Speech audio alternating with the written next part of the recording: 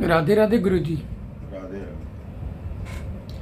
गुरु जी, आप हमें जो त्रिऋण ऋण है, पितृ ऋण, देव ऋण, ऋषि ऋण, इसके विषय में और जानने की अभिलाषा है। कृपया स्पष्ट करिए कि हम इनसे मुक्ति कैसे पाएँ, इन्हीं तीनों ऋणों से ऋण कैसे हों, ये बताने की कृपा करें। धन्यवाद।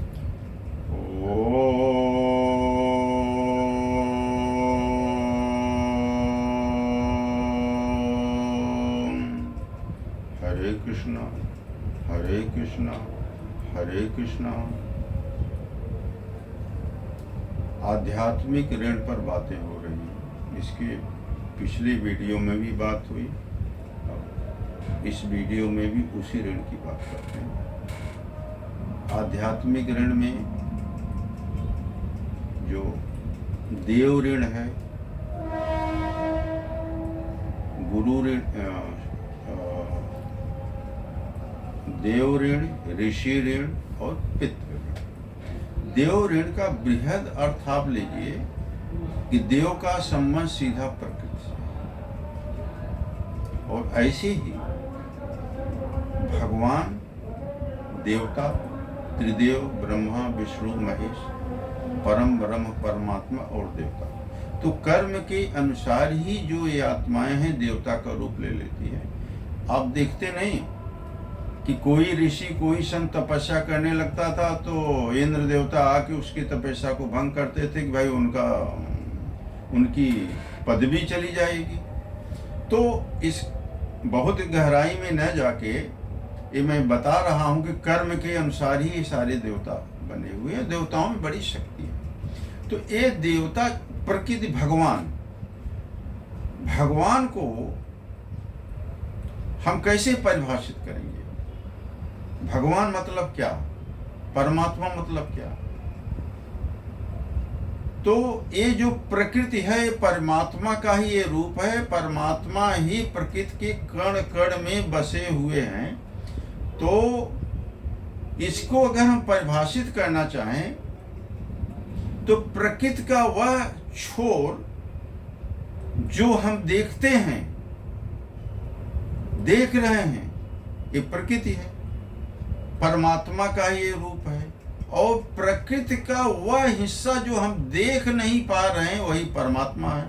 तो जो हम देख नहीं पा रहे हैं असल में उसमें ज्यादा पावर है, ज्यादा शक्ति है। इस सृष्टि में जो चीज हम नहीं देख पा रहे उसमें बहुत शक्ति है। तो ये जो प्रकृति के द्वारा हम ग्रहण करते हैं, जो देव ऋण की बात है उसका सीधा संबंध आप प्रकृति से ले लीजिए।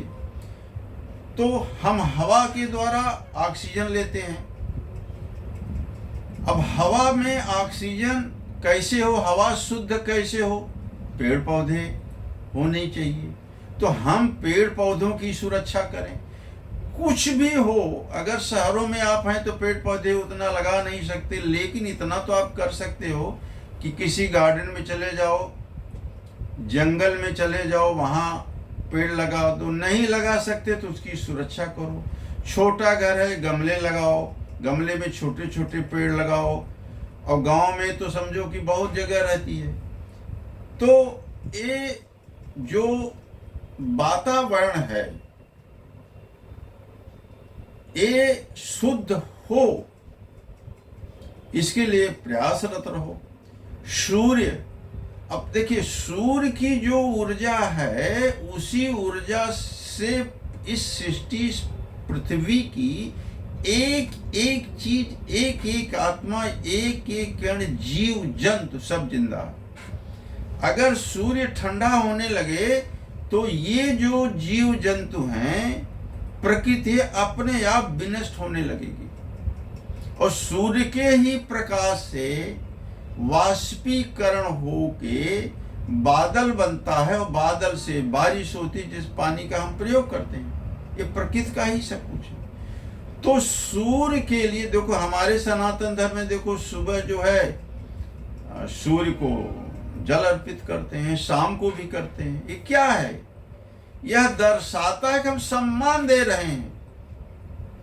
अब कोई कोई कहते हैं कि भाई हम जल अर्पित करते हैं सूर्य को तो पानी नीचे गिर जाता है, नाले में जाता है, यहाँ जाता है, वहाँ जाता है, पैर में लगता है। वो बात सोचने की नहीं है। हमने अर्पित किया भगवान सूर्य को, बस खत्म बात हो गई। अब सूर्य का हमने अर्पित किया, अब जहाँ जाना है जाए, उस समय तर्क वितर्क की कोई जरूरत नहीं। तो ये जो प्रकृति है, ये वातावरण है, वायुमंडल है, जो भी है, इसकी सुरक्षा करना हमारा बहुत बड़ा धर्म है, कर्तव्य है। तभी हम ऋण से पूर्ण रूप से मुक्ति नहीं मिलेगी तो कुछ तो हमें शांति मिलेगी। अब उसके बाद में आ जाइए ऋषि ऋण। पुराने जमाने में ऋषि ऋण वो गुरुकुल हुआ करता था।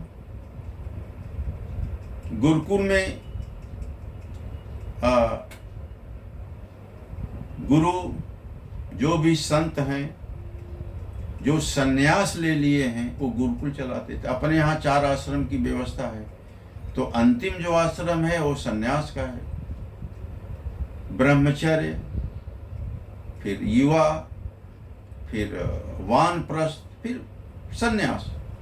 अब देखिए हमारे शास्त्रों में क्या व्यवस्था बनाई गई थी कि जो सन्यास्त हुआ वो गुरुकुल चलाता था, और वो जो गुरुकुल चलाता है, उसका नाती,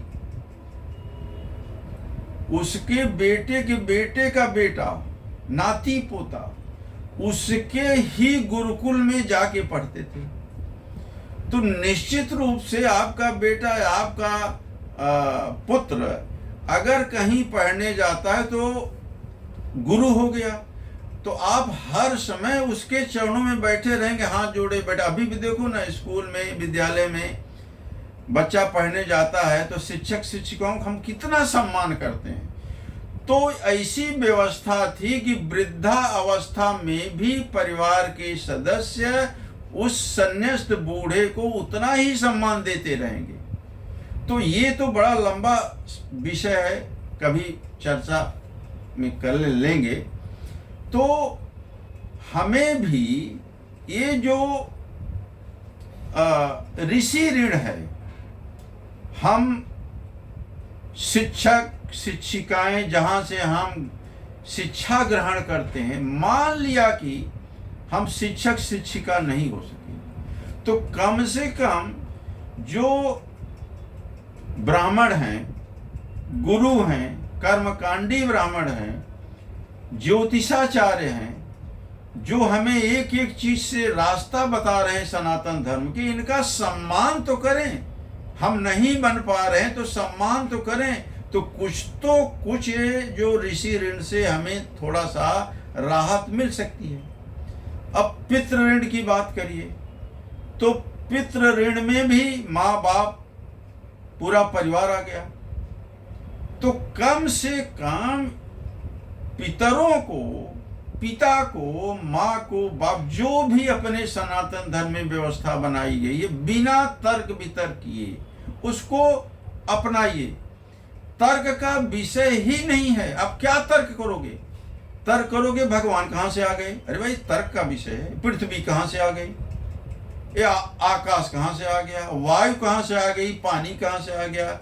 सोना कहाँ से आ गया? चांदी, ये रत्न हीरे जो है कहाँ से आ गए? आम का पेड़ कहाँ से आ गया? तुलसी का पेड़ कहाँ से आ गया? ये सब पेड़ पौधे कहाँ? ये तर्क का विषय तो है ही नहीं। क्यों आप तर्क कर रहे हो? तो बहुत सारी चीजें तर्क की हैं ही नहीं।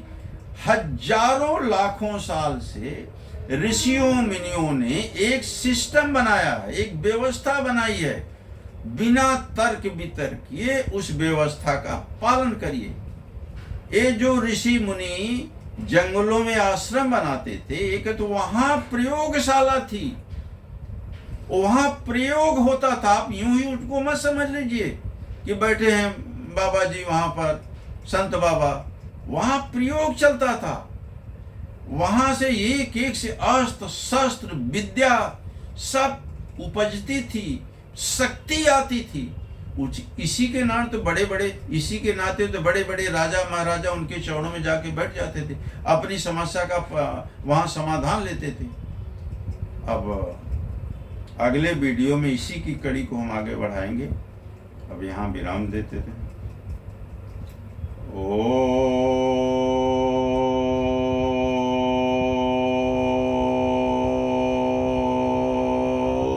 हरे कृष्णा हरे कृष्णा हरे कृष्णा